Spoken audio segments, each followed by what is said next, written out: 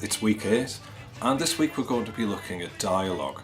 But first, let's have a little recap of what we've learned so far. We've learned a little bit about character, we've learned about their motivations and how to create internal, external motivations. We've looked at story structures, and we've looked at some very simple story structures, including how to place obstacles in the way of characters so they don't achieve their motivations.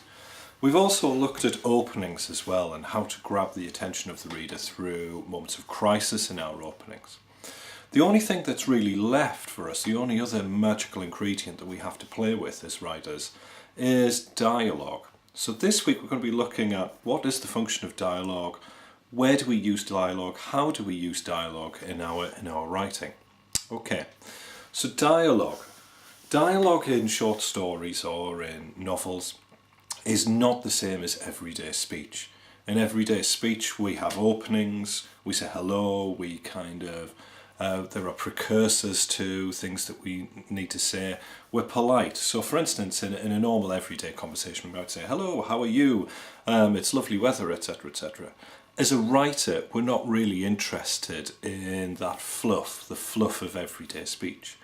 As a writer, what we're interested in is dialogue that does three very important things. So we're interested in dialogue that firstly moves the story on. This is what's called explicit dialogue, or dialogue that assists storytelling. Okay. The second function of dialogue is to reveal something about your character, to reveal either their reactions to a situation in which you've placed them, or to reveal their inner thoughts to another character. Okay. The third function of dialogue is to reveal the subtext of your writing. Now, subtext is a very important thing. Subtext in writing is what some writers would say is the true meaning of your story. It's the meaning of, it's the hidden meaning that lies within your story. So, for instance, if we were to go back to my example of The Wizard of Oz, the literal storyline that bibbles up over the top of the story is that Dorothy has to return home, that she gets lost, she has to return home, she has to find the Wicked Witch, she has to defeat the Wicked Witch, she has to find the wizard, etc, etc. That's the literal storyline. The subtext of The Wizard of Oz is that Dorothy is really looking to find a set of people with whom she feels that she belongs. So what you have is some of the dialogue in The Wizard of Oz is employed to address that subject. She's constantly asking things like, if only I could find my way home, if only I could be happy, she's really saying there. Okay, so three functions in dialogue. 1, to move the story forward. 2, to reveal something about characters.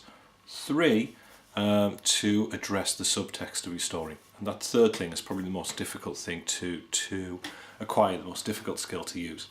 What we're going to have a look at in the first extract, we're going to return to Hilary Mantel, and we're going to be looking at the opening to Wolf Hall there.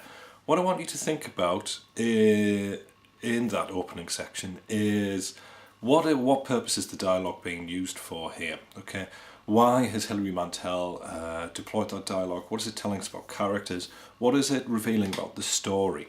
Okay, and I shall see you in 5 minutes once you've had a look at that, and I'll give you some of my thoughts on what Mantel is doing with the dialogue there. See you in 5 minutes. Bye bye.